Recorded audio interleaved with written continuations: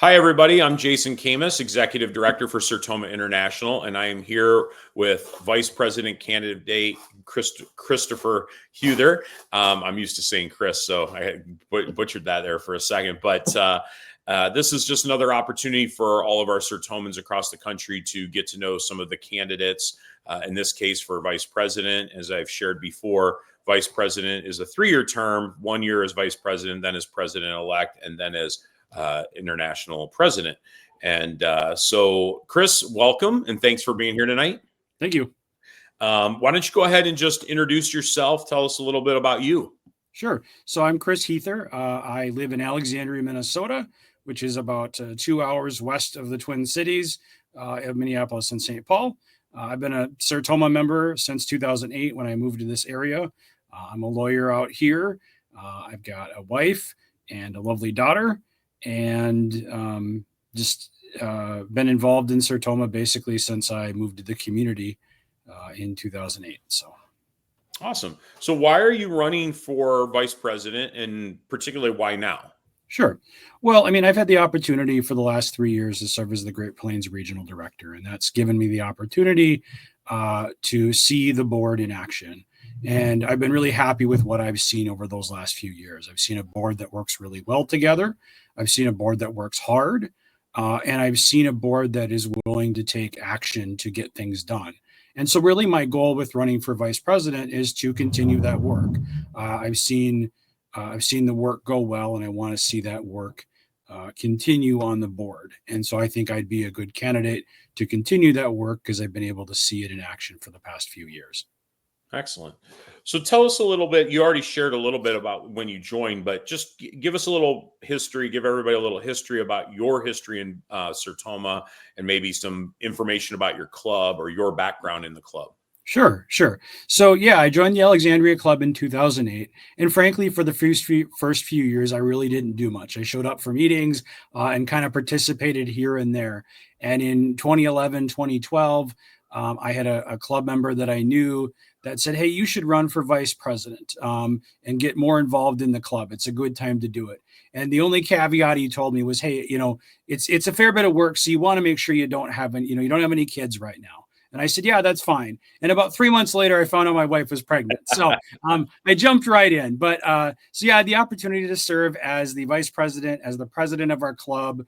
And also then when you finished your term as president of our club, you got to run our ice fishing tournament, which is about 3,000 attendees.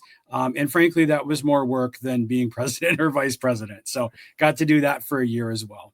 I kept involved and then decided to get more involved in the kind of the regional and national leadership. So back when we had districts, I was involved in the Northern Minnesota district as the what we called an FDR, a fundraising district representative. So I helped raise money for the annual fund. And then I was also the district governor for Northern Minnesota as well. I then had the opportunity to help out at the regional level. And so I was involved as the annual fund coordinator for the Great Plains for a year. And then we had the opportunity to start serving as the district governor for that 3-year term. So I've kind of seen both the local level and the regional level or district level. And, I'm still involved in my local club. I'm actually the vice president again in the local club. And so it's fun to stay involved in the local work as well as being involved on the national level. Excellent. So what do you love about Sertoma? I really think it's the camaraderie of the people you meet. I always describe, I've gone to the regional conventions every year since probably about 2012.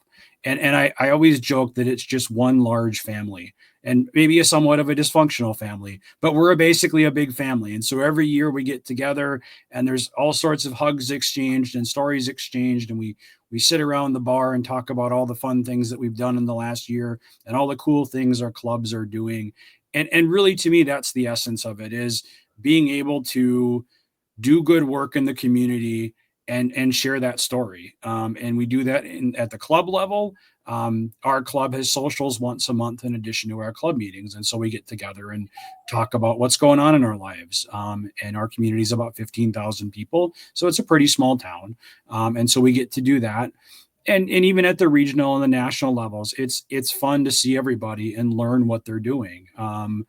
I've learned about all sorts of incredible fundraising ideas I never would have thought of, just by going to conventions and talking to people. So I really think it's the support of basically a national organization that keeps me coming back and keeps me involved. Excellent. That's very good. What would you like to see improved or changed? I think the biggest thing that we need to do, and I guess I'll speak from my time on the board, is really make sure that the members know what the board is doing, in terms of like a transparency piece, and really, the members pay dues, into the national organization. I think it's important that the members know where their dues money goes and what it's going for, and what we're doing to help support them. And so, I think we've started to do a really good job of that in terms of the transparency piece, and I want to see that continue. The other thing I think that we have started to do is just being able to give back to clubs at a real one-on-one level. So, for example, the club grants that we've been doing, where it's a direct benefit to the club, and even the disaster relief, grants that we started recently, that direct one-on-one benefit from national to the club level. I think that transparency, just working to continue that, is really the kind of the biggest change I want to see. We're not sitting in an ivory tower somewhere making decisions from on high. It really is important that people understand that we're available and we're accessible. And I've really tried to work on that even in the Great Plains. Every email I send to the members, I try to put my email address and my cell phone number on there, because I want to be available for people to talk to, because we can't solve your problems unless we know what they are.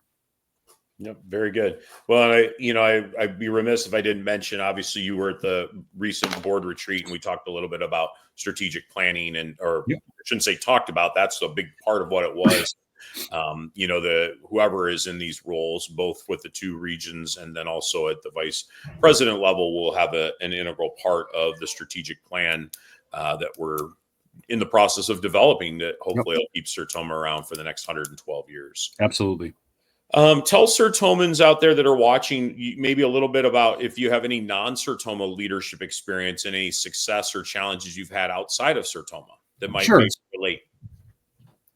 So yeah, so I mean, I'm an attorney, here in the community, so I do a lot of, obviously a lot of speaking in that role. I'm in court fairly frequently, and so, a lot of my days, unfortunately or fortunately, are successes and challenges in working in that role. So I will say I'm very comfortable talking to people and speaking in public. That's never anything that's bothered me, and I think that's helped me a lot being in a board role.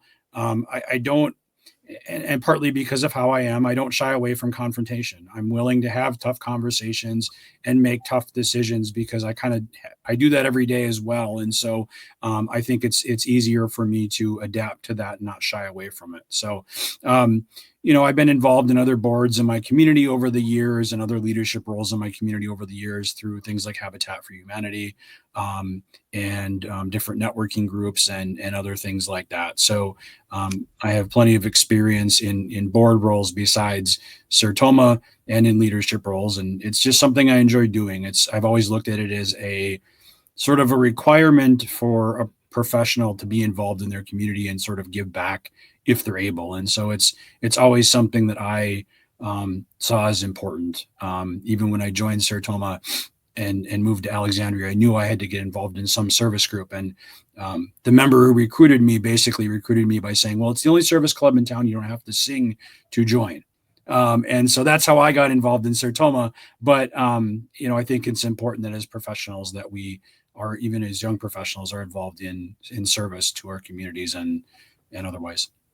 Excellent. Well, just don't tell those couple clubs that we know that we still have a couple clubs out there that sing. I think Lima, Ohio. I can't remember who else. I visited 2 or 3 of them that still do a good job of that. So, and I think those traditions are incredibly cool. I've seen before.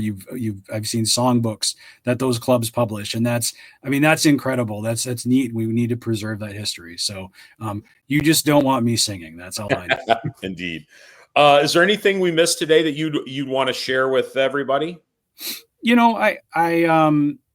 I just think that, and you touched on it a minute ago, Jason, we had the opportunity to do strategic planning as the board recently. And I think that really, set a good tone for the board. And I think, if anything, certainly made me more enthusiastic about the vice president position, because I can see the trajectory that Sertoma is on, and it's a good trajectory. It's something that's very positive. Um, the organization isn't going to look the same as it has for the last 100 years. It's going to change, but it's going to be a positive change, and I think everybody is pulling in the right direction to make that happen. We're not afraid to look at what may have been sacred cows in the past and work through those and say, hey, look, does this still fit the organization? So I'm really excited to continue serving Sertoma if I'm given that opportunity, because I see the positive potential of the organization, and I see that the good work it does in all sorts of communities, whether those communities have clubs of 5 members or 105 members. It's doing incredible work all over the nation. So awesome. Well, I just want to say thank you for throwing your hat in the ring. As I say in all of these, I don't have a dog in the fight. I don't vote, and I also will work for whoever wins. We're both fortunate, unfortunate. We're going to have, all of the races are contested this year, which is great for the organization, and it's great for Sertomans because there's choices. But it also means we have people who won't win, and my hope is that those who don't win this year will consider it in the future, but also still stay involved at the national level in some type of active role or leadership role. And if you do win, I look forward to working with you either way. As the little banner shows there, online voting begins May 2nd. I know club ballots, I believe, went out in the mail this week. Individual ballots will be going out in a few weeks. So there'll be ample opportunity to vote. We'll wrap things up at the end of May and be announcing in early June who the next vice president candidate will be. Our vice president will be at that point. You won't be a candidate anymore. So thank you once again. And thank you everybody for watching. And please make sure you tune in and watch all the other candidate interviews as well. Thank you for having me, Jason.